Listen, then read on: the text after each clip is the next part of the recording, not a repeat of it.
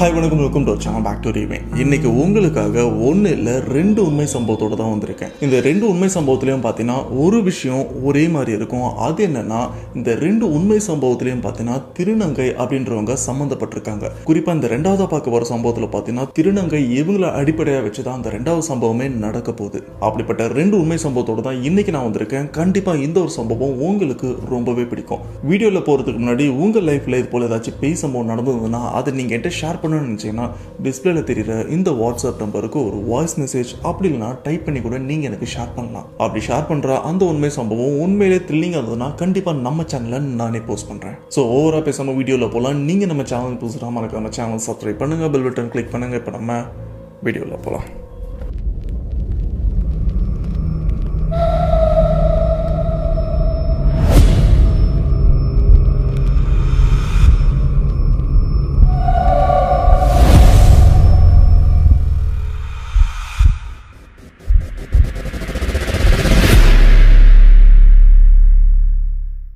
நம்ம ஃபர்ஸ்ட் பார்க்க போகிற இந்த உண்மை சம்பவத்தை நமக்கு யார் ஷேர் பண்ணியிருக்காங்கன்னா, இவரோட நேம் நவீன். இவர் சென்னையை சேர்ந்தவர். சென்னையில் இருக்கிற ஒரு காலேஜில் இவர் படிச்சுட்டு இருக்காரு. பட் லீவ் டைமில் இவங்க மாமா வீட்டுக்கும் போகிறாரு, சாத்தனங்கள் அப்படின்ற ஒரு ஊருக்கு.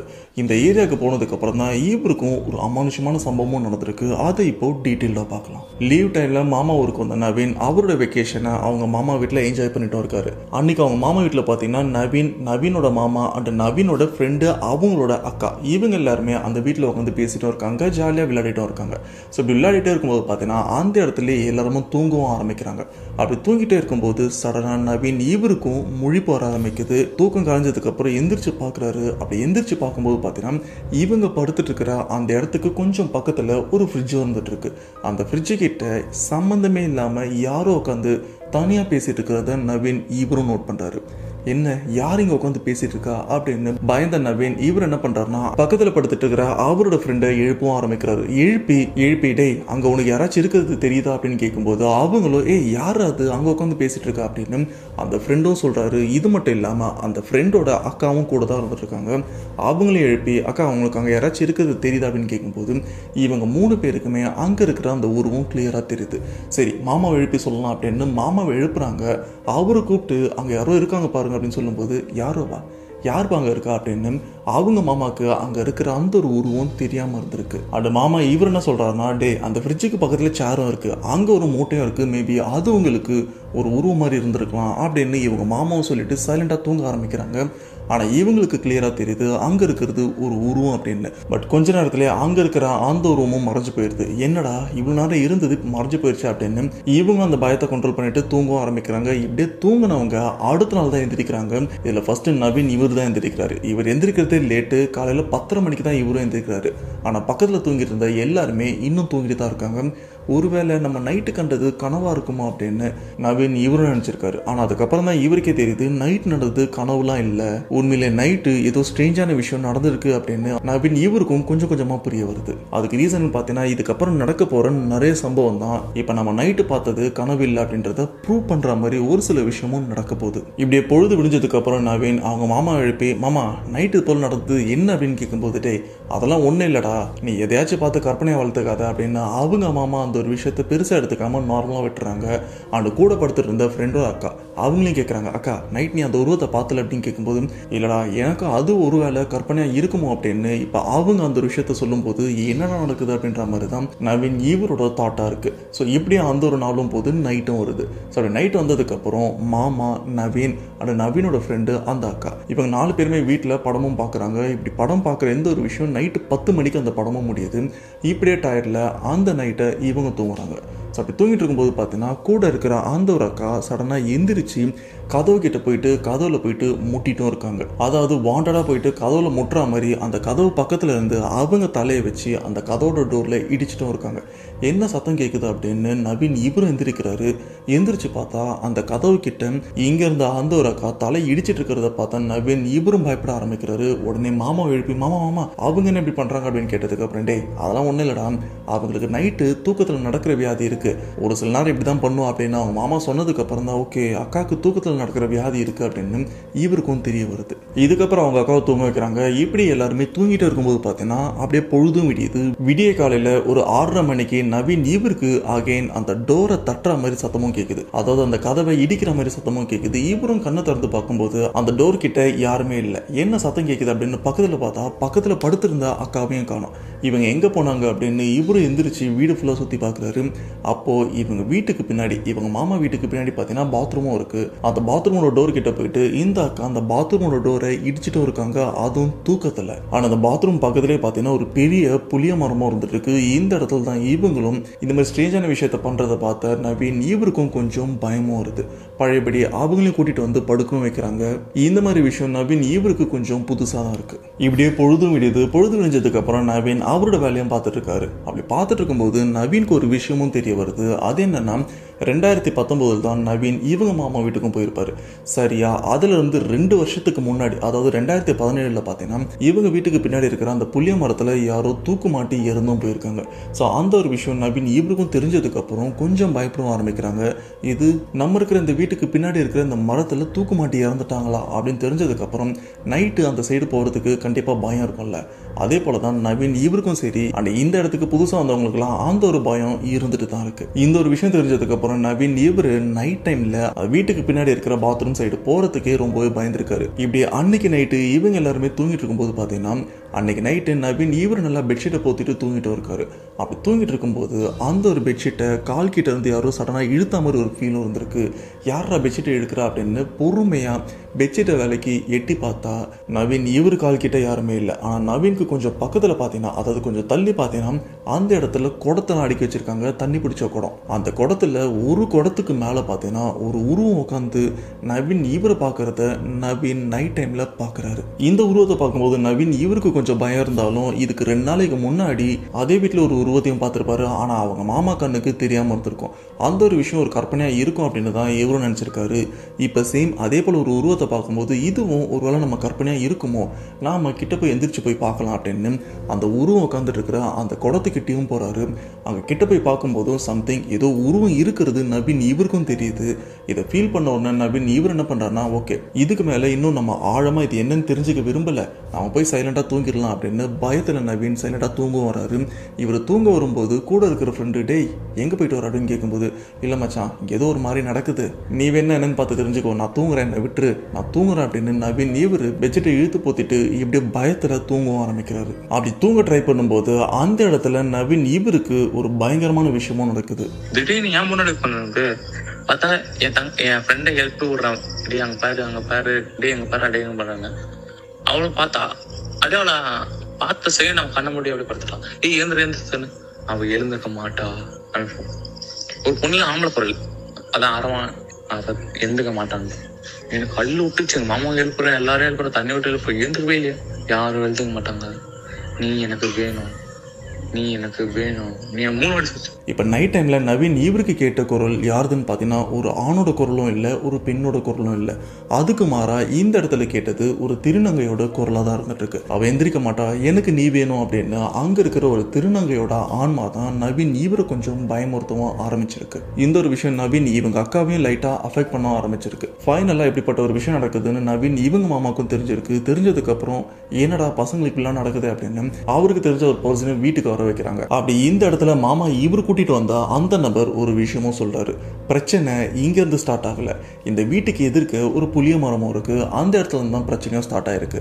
அந்த இடத்துல ஒருத்தவங்க தூக்கு மாட்டி இறந்தும் போயிருக்காங்க. அப்படி இறந்து போனவங்களோட ஆன்மா தான் இந்த பசங்களை அடிக்கடி வந்து பார்த்துட்டும் போகுது அப்படின்னு இங்க மாமா இவரு கூட்டிட்டு வந்தா அந்த நபரும் இந்த ஒரு விஷயத்த சொல்றாரு. அது என்னன்னு பாத்தீங்கன்னா அந்த புளிய மரம் கிட்ட எப்பவுமே ஒரு திருநங்கை இருந்துட்டு இருப்பாங்க, போற வரவங்க கிட்ட காசும் வாங்கிட்டு இருப்பாங்க. அப்படிப்பட்ட திருநங்கை அவங்களுக்கும் அந்த இடத்துல ஒரு சம்பவமும் நடந்திருக்கு. யாரெல்லாம் இந்த ஊர்ல காலேஜ் படிக்கிறீங்களோ பையனா அவங்களும் நான் கொலை செய்வேன். அவன் வந்து உயிர் கொலைலாம் செய்யல, குத்திட்டு விட்டுருக்கான். இங்க வந்து என்ன முடியல, அவங்களே தூக்க வச்சிருக்காங்க. அதனால ஒரு 100 மீட்டருக்கு யாரெல்லாம் காலேஜ் படிக்கிறோம் அவங்களாம் சா வச்சுருக்காங்க அப்படின்னு சொன்னாங்க. எனக்கு ஒரு மாறி ஆயிடுச்சு ப்ரோ. எப்படின்னா சரி ஓகே நம்ம தான் காலேஜ் ஆச்சு, சரி நம்ம தைரியமா இருப்போம்னு சொல்லிட்டு பட்டை கிட்ட எல்லாம் வச்சுட்டு படுத்துருந்தோம் ப்ரோ. திடீர்னு நீனா சாமி இதுவா பக்தி பயம் சொல்லையா, நான் வந்து அரமானிக்கா சாமிக்கே நான் மேல அந்த மாதிரி சொல்லிச்சு ப்ரோ. எனக்கு அள்ளி இல்லை ப்ரோ. இப்படி யாரோ ஒருத்தவங்க இந்த திருநங்கையை வந்து கத்தியால் குத்தியும் இருக்காங்க. அப்படி நிறைய குத்து வாங்கினதுக்கப்புறம் அந்த திருநங்கை வலியால் துடிச்சிருக்காங்க. ஆனால் அவங்க இறந்து போகல. பட் இந்த வலி ரொம்பவே அதிகமாக இருந்ததுனால இந்த வலியை விட நான் இறந்து போகிறதே மேல் அப்படின்றதுனால இங்கே இருக்கிற இந்த புளிய மரத்தில் ரொம்பவே கஷ்டப்பட்டு தான் தூக்கு மாட்டி இறந்தும் இருக்காங்க. அப்படி இறந்து போன அந்த திருநங்கையோட ஆன்மா தான் இந்த சைடில் பசங்கன்னு யாராச்சும் வந்தாங்கன்னா அவங்கள கொல்லணும் அப்படின்ற ஒரு முடிவோடு இருக்காங்க. அதுக்கு ரீசன் இவங்க இறந்ததுக்கு காரணம் ஒரு காலேஜ் ஸ்டூடெண்ட் அப்படின்ற மாதிரி தான் அந்த திருநங்கையோட ஆன்மாவும் சொல்லியிருக்காங்க. இந்த ஒரு விஷயம்லாம் ஃபேஸ் பண்ணதுக்கப்புறம் நவீன் இவர் என்ன பண்ணுறதுனா, சரி நம்ம மாமா வீட்டில் இருந்தது போதும், நம்ம ஊர் கிளம்பி வந்துடலாம் அப்படின்னு திரும்ப அங்கேருந்து சென்னைக்கு வந்துடுறாரு. சென்னைக்கு வந்ததுக்கப்புறம் அவரோட காலேஜ் லைஃப்பும் ஸ்டார்ட் ஆகுது. காலேஜுக்கும் போயிட்டு இருக்காரு. அப்படி காலேஜ் போயிட்டு இருக்கும்போது பார்த்தீங்கன்னா அன்னைக்கு ஒரு நாள் நவீன் இவர் காலேஜ் உள்ள என்ட்ரு ஆகும்போது காலேஜுக்கு வெளியில் இருக்கிற ஒரு திருநங்கை சரணா நவீன் இவர்கிட்டயே வந்து, டேய் என்னை எதுக்குடா நீ கொன்ன, நீ தான் கொன்ன எனக்கு தெரியும், இன்னும் நான் சும்மா விட மாட்டேன் அப்படின்னு அவங்க ரொம்பவே கோவத்தோட நவீன் இவர்கிட்டையும் பேசுகிறாங்க. இங்கே இருக்கிற நவீன் இவருக்கு ஒன்றுமே புரியல. நீங்கள் யார், நீங்கள் நான் எப்படி உங்களை கொண்டுன்னு சொல்கிறீங்க அப்படின்னு இவரும் கொஞ்சம் குழப்பமாக எதிர்க்க இருக்கிற அந்த திருநங்கை அவங்கள பார்த்து முடிச்சிட்டும் இருக்காரு. அப்படி சொன்ன அந்த ஒரு திருநங்கை இன்னொரு விஷயமும் சொல்கிறாங்க, நீ அவங்கள டெய்லி பார்ப்ப, டெய்லி அவங்க வந்து உன்னை பார்ப்பாங்க அப்படின்னு சொல்லிட்டு அங்கேருந்து அந்த திருநங்கை அவங்க வேலையை பார்த்துட்டும் போகிறாங்க. ஸோ இதுக்கப்புறம் நவீன் இவருக்கு என்ன ஒன்றுமே புரியல அப்படின்னு நவீன் உள்ள என்ட்ரு ஆகும்போது பார்த்தீங்கன்னா நவீன் இவரை யாரோ இடிச்சிட்டும் போகிறாங்க. அப்படி இடிச்சிட்டு போகும்போது நவீன் அந்த இடிச்சிட்டு போனவங்களோட மூஞ்ச பார்க்கல, ஆனால் அவங்கள பார்க்கும்போதும் ஒரு திருநங்கை மாதிரி தான் இவருக்கும் தெரிஞ்சிருக்கு. இதுக்கப்புறம் தான் நவீன் இவருக்கே ஒரு உண்மை தெரிய வருது, இப்போ நம்மளை சுற்றிட்டு இருக்கிற அந்த திருநங்கை நம்மளை கொல்ல வரல, நம்மளை காப்பாற்ற வந்திருக்காங்க. ஆக்சுவலாக அன்னைக்கு நவீன் அண்ட் அவங்க ஃப்ரெண்டு அந்த அக்கா இவங்க எல்லாருமே மாமா வீட்டில் இருந்துட்டு இருக்கும்போது அன்னைக்கு நைட்டு பார்த்தீங்கன்னா இவங்க மாமா வீட்டுக்குள்ள ஒரு 4 திருடங்க கொள்ளையடிக்கிறதுக்காக வீடும் போந்திருக்காங்க. அப்படி வீடு போந்தா அவங்க இந்த வீட்டில் இருக்கிற ஆளுங்களை வந்து கொன்னுட்டாச்சு, அங்கே இருக்கிற பொருளை எடுத்துட்டு போகலாம் அப்படின்னு தான் நினைச்சிருக்காங்க. பட் அதுக்குள்ள இங்கே இருக்கிற அந்த ஒரு ஆன்மா இவங்களை ஏதோ ஒரு விஷயம் பண்ணி எழுப்பி விடலாம் அப்படின்னு தான் ட்ரை பண்ணியிருக்காங்க. இப்படி இவங்க முடிச்சிருக்கிறத பார்த்தா அங்கே இருக்கிற அந்த திருடர்கள்லாம் அங்கேருந்து ஓடியோ இருக்காங்க. இந்த ஒரு விஷயம் உங்க மாமாக்கும் தெரியும். சரி, இந்த ஒரு விஷயத்தெல்லாம் பசங்க கிட்ட சொன்னா பயப்பட போறாங்க அப்படின்றதுனால திருடங்க வீட்டுக்கு வந்துட்டு போன விஷயத்த அவங்க மாமா பசங்க கிட்ட சொல்லாம இருந்திருக்காங்க. இது மட்டும் இல்லாம நிறைய விதமான ஆக்சிடென்ட் நவீன் இவருக்கும் நடக்கிறதா இருந்தது. ஜஸ்ட் மிஸ்ல இவர் ஒரு சில வண்டி இடிக்கிற மாதிரி வந்திருக்கு. பட் அப்படி இடிக்கிறதுக்கு ஒரு செகண்ட் முன்னாடி பார்த்தீங்கன்னா நவீன் இவர் யாரோ கூப்பிடுற மாதிரியும் இருந்திருக்கும். அப்படி கூப்பிட்டா அந்த ஒரு குரல் ஒரு திருநங்கையோட குரலா தான் இருந்திருக்கு. சரி, நம்மள யாரோ கூப்பிடுறாங்க அப்படின்னு திரும்பி பார்க்கும்போது பார்த்தீங்கன்னா இவரை இடிக்கிற மாதிரி பஸ்ஸா இருக்கட்டும் பைக்கா இருக்கட்டும் ரொம்பவே ஃபாஸ்டா வந்திருக்கு. பார்த்தா அந்த ஒரு செகண்டே வந்து லைட்டா நகர்ந்திருக்காரு. அப்படி லைட்டா நகர்ந்ததுக்கு அப்புறம் இவரை இடிக்க வந்த வண்டி இவரை இடிக்காமல் லைட்டா ஒரு டச் பண்ண மாதிரியும் போயிருக்கு. இந்த மாதிரி நிறைய விஷயத்துல நவீன் இவரும் எஸ்கேப் ஆயிருக்காரு. இந்த இடத்துல கண்டிப்பா உங்களுக்கு ஒரு டவுட் இருக்கும், அந்த திருநங்கை அவங்கள ஒரு காலேஜ் பையன் குத்தனா, ஒரு காலேஜ் பையன் கத்தியால் குத்திருக்கான், அதனால வலி பொறுக்க முடியாமல் அவங்க தூக்கு மாட்டி இறந்துட்டாங்க. இதனால ஆண்கள் மேலே அவங்களுக்கு ஒரு வெறுப்பு இருக்குது. அப்படி இருக்கும்போது நவீன் இவர் மட்டும் எப்படி காப்பாற்றுறாங்க அப்படின்னு கண்டிப்பாக நீங்கள் கேட்க வாய்ப்பு இருக்குது. அதுக்கான பதில் என்னன்னு பார்த்தீங்கன்னா, நவீன் அவங்க மாமா வீட்டுக்கு போகிறது இதுதான் ஃபர்ஸ்ட் டைம் இல்லை, நிறைய வாட்டி அவங்க மாமா வீட்டுக்கு போயிருக்காரு. சின்ன வயசுலேருந்தே போயிட்டு தான் இருக்காரு. இந்த சம்பவத்தில் வந்து ரொம்ப வருஷத்துக்கு முன்னாடி பார்த்தீங்கன்னா நவீன் அவங்க அம்மா கூட அவங்க மாமா வீட்டுக்கும் போயிருக்காங்க. அப்படி அவங்க மாமா வீட்டுக்கு போகும்போது பார்த்தீங்கன்னா அந்த திருநங்கை அவங்க அந்த ஏரியாவில் இருக்கிற ஒரு சில பேர் அடிக்கிறதையும் பார்த்துருக்காங்க. அப்படி பார்த்தா நவீன் இவர் என்ன பண்ணியிருக்காங்கன்னா அவங்களுக்காக பாவமும் பட்டிருக்காரு. அந்த ஒரு விஷயம் அந்த திருநங்கை அவங்களுக்கும் நல்லாவே தெரியும். இது மட்டும் இல்லாம ஒருத்தவங்க அந்த திருநங்கை அவங்களை அடிக்கும் போது அக்கா அப்படின்னு நவீன் இவரும் சத்தமா கத்தி அவங்களை கொஞ்சம் அலர்ட் பண்ற மாதிரியும் பண்ணியிருப்பாங்க. ஸோ இதனால அப்போத்திலிருந்து அந்த திருநங்கை அவங்களுக்கு நவீன் இவர் மேல ஒரு சாஃப்ட் கார்னர். அப்படிப்பட்ட அந்த சாஃப்ட் கார்னர் தான் நவீன் இவரை எதுவுமே பண்ணாம இவர் ஒரு சில விஷயத்துல இருந்து காப்பாற்றுற மாதிரியும் பண்ணிருக்கு. ஆனா நவீன் இப்பதான் யோசிக்கிறாரு, நாம அன்னைக்கு சொன்ன ஒரு வார்த்தை அது அவங்களுக்கு ஒரு உதவியா தெரிஞ்சிருக்கு. அந்த ஒரு உதவியால இப்போ வரைக்கும், அதாவது இறந்ததுக்கு அப்புறமும் நமக்கு உதவி பண்றாங்க அப்படின்னு நவீன் இப்போ கொஞ்சம் ஹாப்பியா தான் ஃபீல் பண்ணிட்டு இருக்காரு. ஸ்டார்டிங்ல பயந்துருக்காரு, அதுக்கப்புறம் தான் உண்மை தெரிஞ்சிருக்கு. தெரிஞ்சதுக்கு அப்புறம் இப்போ கொஞ்சம் ரிலாக்ஸாகவும் இருந்திருக்காரு. ஸோ இந்த ஒரு சம்பவத்தை கேட்கும்போது உங்களோட தோட்டம் என்ன மறக்காம கமெண்ட் பாக்ஸ்ல மென்ஷன் பண்ணுங்க. இந்த சம்பவத்தை திருச்சியை சேர்ந்த ஆகாஷ் அப்படின்றவர் தான் நமக்கும் ஷேர் பண்ணியிருக்காங்க. இந்த சம்பவம் 2012, அதாவது 2011 முடிஞ்சு 2012 அந்த நியூ இயரில் தான் இந்த ஒரு சம்பவமும் நடந்திருக்கு. பொதுவாக பார்த்தீங்கன்னா இந்த நியூ இயர் அப்படின்ற ஒரு விஷயத்த எல்லாருமே எப்படி செலிப்ரேட் பண்ணுவாங்க, ஆனால் இந்த ஊரில் இருக்கிற மக்கள் அந்த நியூ இயரை, அந்த 2012 நியூ இயரில் ரொம்பவே சோகமாக இருந்திருக்காங்க. அப்படிப்பட்ட ஒரு பெரிய சம்பவம் இவங்க வசிக்கிற அந்த ஒரு கிராமத்திலும் நடந்திருக்கு. அதை பற்றி இப்போ டீட்டெயிலாக பார்க்கலாம். சரியா 2011 டிசம்பர் மாதம் இந்த சம்பவத்தை நமக்கு ஷேர் பண்ண ஆகாஷ் அந்த டைம்ல காலேஜும் படிச்சுட்டு இருக்காரு.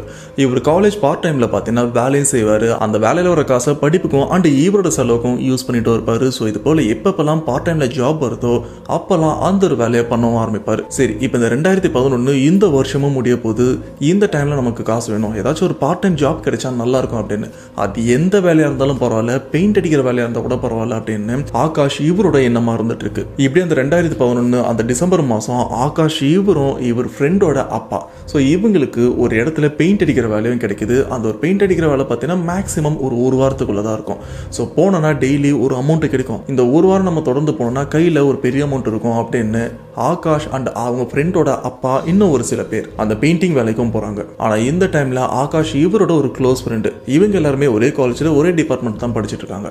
அந்த ஃப்ரெண்டுக்கு பார்ட் டைம் வேலை கிடைக்கல. அதனால அவர் எங்க வேலைக்கு போறாருன்னா, இந்த செங்கல் லோடு ஏற்றிட்டு போவாங்க பார்த்தீங்களா லாரியில், அந்த லோடு ஒரு இடத்துல ரீச் ஆனதுக்கு அப்புறம் அந்த செங்கல் எல்லாத்தையுமே அடிக்கவும் வைப்பாங்க. ஸோ இந்த மாதிரி வேலைக்கு ஆகாஷ் இவரோட ஃப்ரெண்டும் சரி கிடைச்ச வேலைக்கு போகலாம் அப்படின்னு அந்த லோடு ஏற்றுற வேலைக்கும் அவர் போறாரு. ஆனால் அந்த லாரியில் இந்த செங்கலை என்னைக்கு லோடு ஏற்றுறாங்கன்னு பார்த்தீங்கன்னா, இந்த 2011 முடிஞ்சு இந்த 12 நியூ இயர் ஸ்டார்ட் ஆகுது பார்த்தீங்களா, அந்த நியூ இயர்ல தான் இந்த ஒரு லோடே ஏற்ற ஸ்டார்ட் பண்றாங்க. அப்போ ஒரு இடத்துல இருக்கிறவங்க, அதாவது வீடு கட்டுறவங்க எனக்கு இன்னைக்கே செங்கல் லோடு வேணும், கொஞ்சம் எமர்ஜென்சி அப்படின்னு சொன்னதுக்கு அப்புறம் இந்த செங்கல் சூழல இருக்கிறவங்க லாரியில லோடு ஏற்றி வச்சிருக்காங்க. பட் அந்த டைம்ல அந்த லாரி டிரைவர் அவருக்கு லீவ் ப்ராப்பரா பார்த்தீங்கன்னா அந்த ஒரு நாள் அவருக்கு லீவ் அப்படின்றதுனால அன்னைக்கு நல்லா குடிக்க ஆரம்பிக்கிறாரு. ஆனால் அந்த டிரைவரோட ஒரு கொள்கை என்னன்னா, நான் குடிச்சிட்டுனா வேலை செய்ய மாட்டேன் அண்ட் வண்டியும் ஓட்ட மாட்டேன், அந்த ஒரு டைம் என்ன ஃப்ரீயா விட்டுருங்க அப்படின்றது தான் இவரோட மென்டாலிட்டியா இருந்துட்டு இருக்கு. அண்ட் ஃப்ரீ டைம்ல மட்டும்தான் குடிப்பாரு, வேலை டைம்ல குடிக்க மாட்டாரு. ஸோ அன்னைக்கு நியூ இயர் அப்படின்றதுனால வேலை எதுவுமே இல்லை, ஸோ இதனால குடிக்கலாம் அப்படின்னு அந்த லாரி டிரைவர் அன்னைக்கு குடிச்சிட்டு கொஞ்சம் ரெஸ்ட் எடுத்துட்டு இருக்காரு. ஆனால் இந்த செங்கல் சூழலில் இருக்கிற இந்த ஓனர் என்ன பண்றாருன்னா, உடனே இந்த லாரி டிரைவர் இவரு கால் பண்ணி, எப்பா செங்கலோடு இன்னைக்கே இந்த இடத்துல போய் ரீச் ஆகணும், கொஞ்சம் வா அப்படின்னு சொன்னதுக்கு அப்புறம் அந்த லாரி டிரைவர் என்ன சொல்றாருன்னா, ஓனர் நான் அது போல குடிச்சிருக்கேன், நான் குடிச்சேன்னா வண்டி ஓட்ட மாட்டேன்னு உங்களுக்கே தெரியும், என்னால் வண்டி ஓட்ட முடியாது அப்படின்னு அந்த லாரி டிரைவர் கண்டிப்பா என்னால் வர முடியாது அப்படின்னு சொல்லியிருக்காங்க. ஆனால் ஆப்போசிட்ல இருக்கிற அந்த ஓனர் என்ன பண்ணியிருக்காருன்னா, இல்லை நீ கண்டிப்பா வந்துதான் ஆகணும், இன்னைக்கு இந்த லோடு இங்க இருந்து போய் அந்த இடத்துக்கு ரீச் ஆகணும், ஒழுங்கா வந்துரு அப்படின்னு சொன்னதுக்கு அப்புறம் டிரைவர் இவருக்கு வேற வழியும் இல்லை.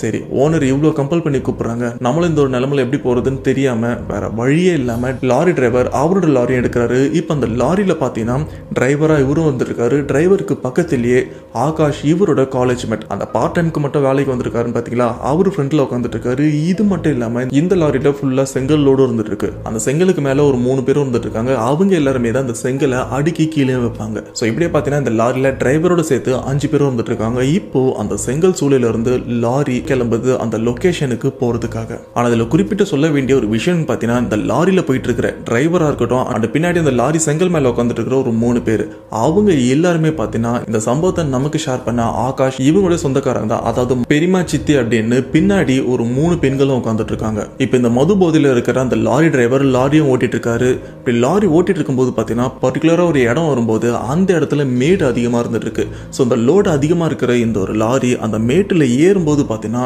அந்த லாரி டிரைவரோட கண்ட்ரோல் மிஸ் ஆகுது. அந்த லாரி டிரைவர் குடிக்காம சாதாரணமா இருந்திருந்தாருன்னா அவரால் ஈஸியாக ஹேண்டில் பண்ண முடிஞ்சிருக்கும். பட் போதை அதிகமாக இருந்ததுனால அந்த டைம்ல என்ன பண்றது அப்படின்னு அவரோட உடம்பு அவர் கட்டுப்பாட்டிலையும் இல்லாமல் இருந்திருக்கு. ஸோ இதனால அந்த இடத்துல ஒரு பெரிய விபத்தே நடக்குது. ஏன்னா பக்கத்துலேயே பார்த்தீங்கன்னா வயல்வெளியும் இருந்துட்டு இருக்கு. இங்க செங்கல் ஏற்றிட்டு ஃபுல் லோட்ல போயிட்டு இருக்கிற அந்த ஒரு லாரி அந்த வயல்ல அப்படியே கவுரவும் ஆரம்பிக்குது. அப்படி கவுந்ததுல பார்த்தீங்கன்னா இந்த டிரைவர் உள்ளே மாட்டிக்கிட்டாரு. அதாவது அவருக்கு எதுவுமே ஆகல, உள்ளே மாட்டிக்கிட்டாரு. அந்த டிரைவர் பக்கத்துல இருந்த ஆகாஷ் அவரோட ஃப்ரெண்ட் என்ன பண்றாருன்னா, வண்டி கவுர போகுது அப்படின்னு தெரிஞ்சதுக்கு அப்புறம் அந்த டோரை திறந்து அங்கிருந்து வெளியிலும் குதிச்சிட்டாரு. அவருக்கு எந்தவித அடியும் படல, ரொம்பவே சேஃபா இருந்துட்டு இருக்காரு. ஆனா இந்த லாரிக்கு பின்னாடி அந்த செங்கலுக்கு மேல 3 பெண்கள் உட்காந்துட்டு இருக்காங்க பாத்தீங்களா, அவங்க முன்னாடி கீழே விழுந்துட்டு இருக்காங்க. அவங்க கீழே விழுந்ததுக்கு அப்புறம் அந்த வண்டியில இருக்கிற மொத்த செங்கலுமே பார்த்தீங்கன்னா அந்த 3 பெண்கள் மேலேயும் விழுந்திருக்கு. அப்படி விழுந்ததுல அந்த 3 பெண்களுமே ரொம்பவே கொடூரமா அந்த இடத்துல ஸ்பாட்லயே இறந்து போயிட்டாங்க. இப்படி கோரமா இறந்து போன இந்த 3 பெண்களுக்கும் பார்த்தீங்கன்னா கல்யாணம் ஆகி அவங்களுக்கு கல்யாண வயசுல பசங்களும் இருக்காங்க அண்ட் கல்யாண வயசுல பொண்ணுங்களும் இருந்துட்டு இருக்காங்க. ஆனா அவங்க யாருக்குமே கல்யாணமும் பண்ணி வைக்கல. ஸோ இப்படிப்பட்ட ஒரு சூழ்நிலையில இந்த 3 பேருமே, அதாவது ஆகாஷ் இவரோட பெரியமா, அத்தை, சித்தி அப்படின்ற மாதிரி ஒரு 3 பேர் ரொம்பவே கோரமா அந்த விபத்துல இறந்தும் போயிட்டாங்க. ஸோ இப்படி இறந்ததுக்கு அப்புறம் இவங்க இறந்து போனா அந்த உடம்பை வெளியில் எடுக்கணும்ல, ஏன்னா மேல ஃபுல்லா செங்கலா இருந்துட்டு இருக்கு. ஸோ அந்த செங்கல் எல்லாத்தையும் எடுத்தா மட்டும் மட்டும்தான் அவங்க உடம்பை வெளியில் எடுக்க முடியும். ஸோ இதனால் அவசரமாக அங்கே இருக்கிற செங்கல் எல்லாத்தையுமே வெளியில் எடுத்து பார்த்தா அவங்க உடம்பு ரொம்பவே மோசமாக இருக்குது. ஏன்னா மூஞ்சில் இருக்கிற அந்த சதைப்பகுதி எதுவுமே இல்லை, உடம்புல இருக்கிற அங்கங்கே சதைப்பகுதி எதுவுமே இல்லை, ரொம்பவே மோசமாக இருக்கிறதுனால இந்த ஊர் மக்கள் எல்லாருமே அந்த 2012 நியூ இயரை வந்து ரொம்பவே சோகமான ஒரு நாளாக அனுசரிச்சிருக்காங்க. இந்த ஆக்சிடென்ட் ஒரு போலீஸ் கேஸாக மாறுது. போலீஸும் அந்த இடத்துக்கு வராங்க. இறந்து போன 3 பெண்கள் உடம்பையும் ஹாஸ்பிட்டலுக்கு எடுத்துகிட்டு போகிறாங்க. அண்ட் அவங்கள போஸ்ட்மார்ட்டமும் பண்ணுறாங்க. சரி, போஸ்ட்மார்ட்டம் பண்ணதுக்கப்புறம் அந்த 3 பேரோட உடம்பை இந்த ஊரில் இருக்கிற அவங்க வீட்டுக்கு கண்டிப்பாக எடுத்துகிட்டு போகணும்ல அப்படின்னு கேட்டிங்கன்னா அந்த ஒரு சம்பவமே அந்த டைமில் நடக்கலை. ஏன்னா அந்த ஊர் மக்கள் எல்லாருமே இல்லை, இவங்க இறந்து போனது வந்து ஒரு கோரமாக தான் இறந்து போயிருக்காங்க. அண்ட் அவங்க உடம்பு வந்து ரொம்பவே மோசமாக இருந்துட்டு இருக்கு. இந்த ஒரு சூழ்நிலையில் அப்படிப்பட்ட உடம்பை நம்ம ஊரில் எடுத்துகிட்டு வர வேண்டாம், டைரெக்டாக ஹாஸ்பிட்டல்லேருந்து நம்ம சுடுகாடுக்கு எடுத்துகிட்டு போயிட்டு அங்கே அவங்களுக்கு என்னென்ன பண்ணணுமோ அந்த ஒரு விஷயத்த பண்ணிடலாம், ஊருக்குள்ளே எடுத்துகிட்டு வர வேண்டாம் அப்படின்னு இந்த ஊரில் இருக்கிற மக்களும் சொல்லியிருக்காங்க. இதனாலே இந்த இறந்து போனவங்களோட சொந்தக்காரங்க என்ன பண்ணுறாங்கன்னா டைரெக்டாக அவங்க ஹாஸ்பிட்டலில் இருந்து அந்த சுடுகாட்டுக்கும் அவங்க பாடியை எடுத்துட்டும் போகிறாங்க. அங்கே அவங்களுக்கு ப்ராப்பராக என்னென்ன பண்ணணுமோ அந்த கடைசி டைமில் பண்ண வேண்டிய எல்லா விஷயமும் பண்ணுறாங்க. ஆனால் பிரச்சனை இங்கேருந்து தான் ஸ்டார்ட் ஆகுது. இப்படி இந்த 3 பெண்களும் இறந்ததுக்கப்புறம் அவங்களோட ஆன்மா வந்து ஒரு நிராசையால் இறந்து போன ஒரு ஆன்மாவாக இருந்துட்டு இருக்கு. ஏன்னா அவங்களோட கடைசி காலத்தில் அவங்க பசங்களுக்கு எந்த ஒரு நல்ல விஷயமும் பண்ணலை, அப்படி அந்த நல்ல விஷயத்த வந்து நம்ம கண்குளிர பார்க்காமலே இறந்து போயிட்டோம் அப்படின்ற ஒரு சோகத்தோட தான் அந்த 3 பேரோட உயிர் அவங்க உடம்பை விட்டும் பிரிச்சிருக்கு. ஸோ இந்த ஒரு விஷயமே அவங்கள ஒரு கோமான ஆத்மா, சொல்லப்போனால் ஒரு பேய் மாதிரியும் மாற்றிருக்கு. இந்த ஒரு சம்பவத்துக்கு அப்புறம் பார்த்தீங்கன்னா திருச்சியில் இருக்கிற இந்த பர்டிகுலரான கிராமத்தில் நேம் சொல்ல வேண்டாம்னு சொல்லியிருக்காங்க. சொன்னால் ப்ராப்ளம் வரும். ஆனால் நிறைய பேர் நம்ம சப்ஸ்கிரைபர்ஸில் இருக்கிற ஒரு சில பேர் அந்த ஏரியாவில் இருக்கிறதுக்கு நிறையவே வாய்ப்பு இருக்குது. ஸோ திருச்சியில் இருக்கிற ஆகாஷ் இவங்க ஏரியாவில் பார்த்தீங்கன்னா இந்த 3 பேர் இறந்ததுக்கப்புறம் அடுத்தடுத்து சொல்லப்போனால் வாரத்துக்கு 5 மரணம் இந்த கிராமத்தில் இந்த இடத்துல விழுந்தே ஆகும். அது வந்து மிடில் ஏஜில் இருக்கிறவங்களும் சரி, இல்லை வயசானவங்களும் சரி, இந்த மாதிரி இருக்கிறவங்களே ஆல்மோஸ்ட் ஒரு 30 பேர்கிட்ட அடுத்தடுத்து காரணமே இல்லாமல் இறந்தும் போகிறாங்க. இதில் வயசானவங்க மட்டும் இறந்து போனாங்கன்னா பரவாயில்ல, சரி அவங்க காலம் முடிஞ்சு போயிடுச்சு அதனால அவங்க இறந்து போயிட்டாங்க அப்படின்ற ஒரு மனநிறைவு அங்கே இருக்கிற ஒரு சில பேருக்கு இருக்கும். ஆனால் இங்கே சம்மந்தமே இல்லாமல் இந்த மிடில் ஏஜ், அதாவது இந்த 40 வயசுலேருந்து அதுக்கு மேற்பட்ட நிறைய பேர், கிட்டத்தட்ட ஒரு 30 பேருக்கு அதிகமானவங்க இறந்தும் போயிருக்காங்க. ஸோ இந்த ஒரு விஷயமே இவங்க கிராமத்தில் ஒரு பயத்தையும் ஒரு விதமான சந்தேகத்தையும் ஏற்பட வச்சிருக்கு.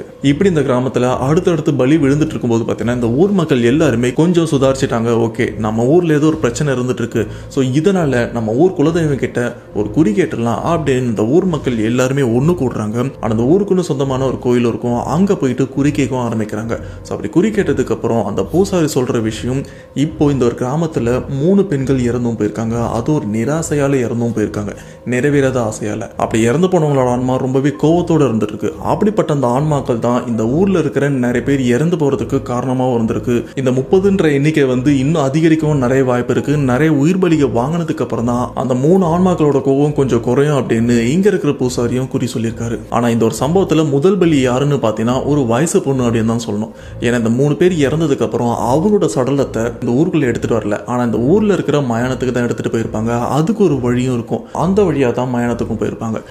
இந்த கிராமத்தை சேர்ந்த ஒரு வயசு பொண்ணு என்ன பண்ணிருக்காங்கன்னா அந்த ஒரு டைம்ல சரி வீட்டுல தண்ணி இல்ல, நாம இங்க தான் போய் பிடிச்சிட்டு வரணும், அந்த தண்ணி வண்டியும் வந்திருக்கு, நம்ம போய் பிடிச்சிட்டு வந்துடலாம் அப்படின்னு அந்த பொண்ணு குடத்தை எடுத்துட்டு அந்த ரூட்டுக்கும் போறாங்க. அதாவது அந்த இறந்து போன உடல் போச்சு பாத்தீங்களா, அந்த ரூட்ல தான் அந்த தண்ணி டேங்கும் போயிருக்கு. இவங்களும் பின்னாடியே போயிருக்காங்க. அப்படி பின்னாடி போற வழியில பார்த்தீங்கன்னா இவங்க முதுகுல யாரோ பலார்னு அடிச்ச மாதிரி ஒரு ஃபீலும் இருந்திருக்கு.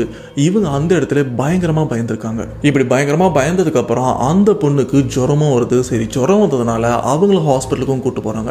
அப்படி ஹாஸ்பிட்டலுக்கு கூட்டு போனதுக்கு அப்புறம் தான் என்ன ஆச்சு அப்படின்னு கேட்கும்போது, இல்ல நான் தண்ணி எடுக்க போனேன், அப்போ யாரோ என்ன பின்னாடி இருந்து அடிச்ச மாதிரி இருந்தது அப்படின்னு சொன்னதுக்கு அப்புறம் பின்னாடி இருந்து அடிச்சாங்களா, சரி முதுவை காட்டுமா அப்படின்னு அவங்க முதுவை பார்க்கும்போது அவங்க முதுகுல இந்த 5 விரலோட கைத்தடம் முழுசாவும் இருந்திருக்கு. இந்த ஒரு விஷயம் தெரிஞ்சதுக்கு அப்புறம் அந்த பொண்ணு இன்னும் கொஞ்சம் பயந்துருக்கு. இப்படியே ஒரு சில நாள், சொல்ல போனா ஒரு 5 நாளுக்குள்ள அந்த ஒரு பொண்ணு இறந்தும் போயிட்டு இருக்காங்க.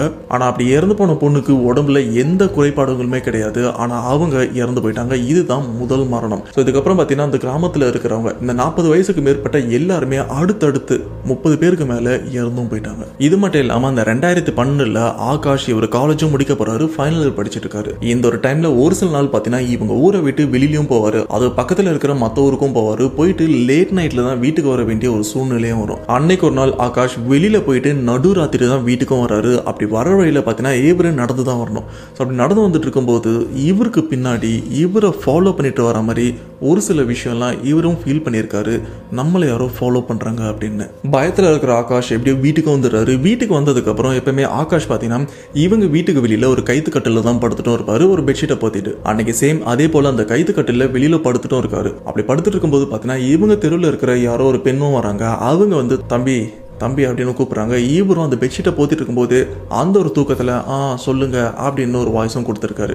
ஸோ இந்த ஒரு வாய்ஸை கேட்டதுக்கப்புறம் ஆப்போசிட்டில் இருக்கிற அந்த ஒரு பெண், இல்லைப்பா இங்கே இருக்கிற இந்த மாட்டு சாணத்தெல்லாம் நான் எடுத்துகிட்டு போகிறேன், நீ அம்மாகிட்ட சொல்லிடுற அப்படின்னு சொன்னதுக்கப்புறம் நான் சொல்லிடுறேன் அப்படின்னு ஆகாஷ் இவரும் வந்து தூக்கத்திலே ரிப்ளை பண்ணுறாரு. ஆனால் இங்கே இருக்கிற ஒரு விஷயம்னு பார்த்தீங்கன்னா இங்கே இந்த மாட்டு சாணத்தை எடுத்துகிட்டு போன அந்த பெண்ணோட குரல் ஆகாஷ் இவருக்கு ரொம்பவே பழக்கப்பட்ட ஒரு குரல் மாதிரி இருக்குது. இந்த குரலை நான் எங்கேயோ கேட்டிருக்கேனே, இது எனக்கு தெரிஞ்சவங்க மாதிரி இருக்கே அப்படின்னு யோசிச்ச ஆகாஷ் அப்பதான் பயத்தோட உச்சிக்கே போறாரு. அந்த குரலுக்கு சொந்தமான அந்த பெண் யாருன்னா நம்ம ஆகாஷ் இவரோட சித்தி. அதுவும் அந்த லாரியில 3 பெண்கள் இருந்திருப்பாங்க, இறந்தும் போயிருப்பாங்க. பார்த்தீங்களா, ஆகாஷோட பெரியமா, அத்தை அண்டு சித்தி. அதுல சித்தி இவங்க தான் வழக்கமா இவங்க வீட்டில் இருக்கிற அந்த மாட்டு சாணத்தை எடுத்துட்டும் போவாங்க.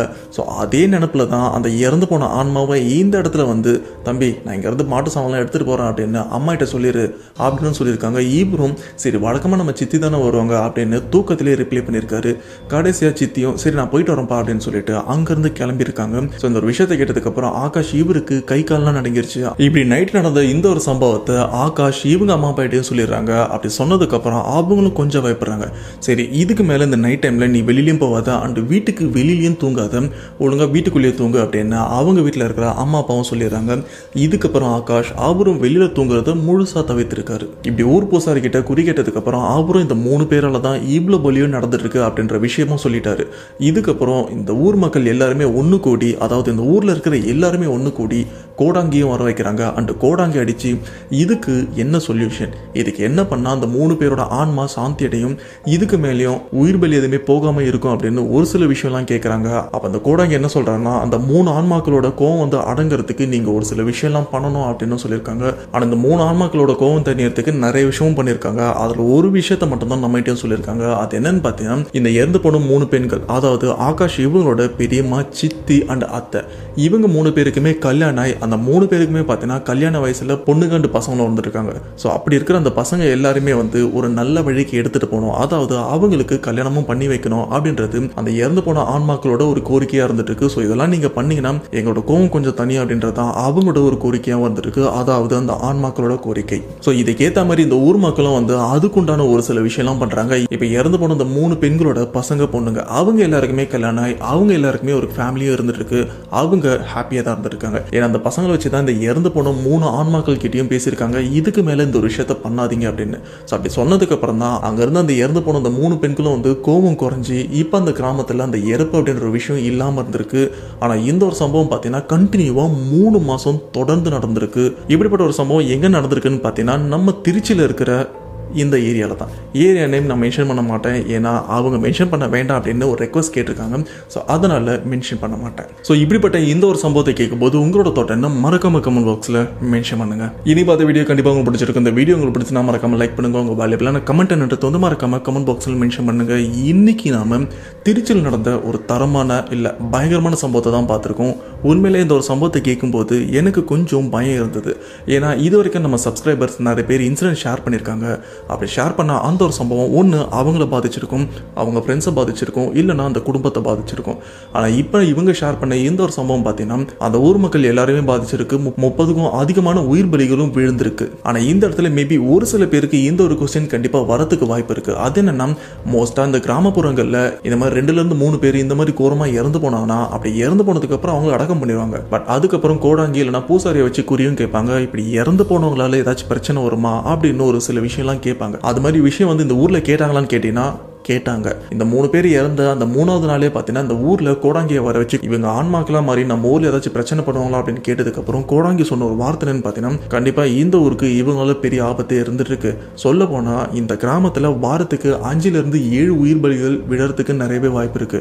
குறைஞ்சது ஒரு 30 உயிர் பலி வாங்காம இந்த 3 ஆன்மாக்களும் போகாது அப்படின்னு அப்பவே கோடாங்கி அவரும் சொல்லிட்டாரு. அதுக்கேற்ற மாதிரி தான் இந்த ஊர்ல அடுத்தடுத்து உயிர் பலிகள் விழுந்துட்டு வந்திருக்கு. நிறைய பேர் இறந்ததுக்கு அப்புறம் தான் அந்த ஆன்மாக்களுக்கு சொந்தமான அவங்களோட பசங்களை வர வச்சு அவங்கள வச்சு பேசுறதுனால தான் அந்த ஆன்மாக்களோட கோபமும் போயிருக்கு. கடைசியா நீங்க எதுவுமே பண்ணக்கூடாது அப்படின்னா அந்த 3 ஆன்மாக்கள் கிட்ட சத்தியம் வாங்கிட்டு அவங்களையும் அனுப்பிட்டாங்க. இப்போ வரைக்கும் அந்த கிராமத்துல அந்த 3 ஆன்மாக்களால பிரச்சனை எதுவுமே வரல. ஸோ இப்படிப்பட்ட ஒரு சம்பவம் 2012 நியூ இயர்ல திருச்சியில் இருக்கிற ஒரு கிராமத்தில் தான் நடந்திருக்கு.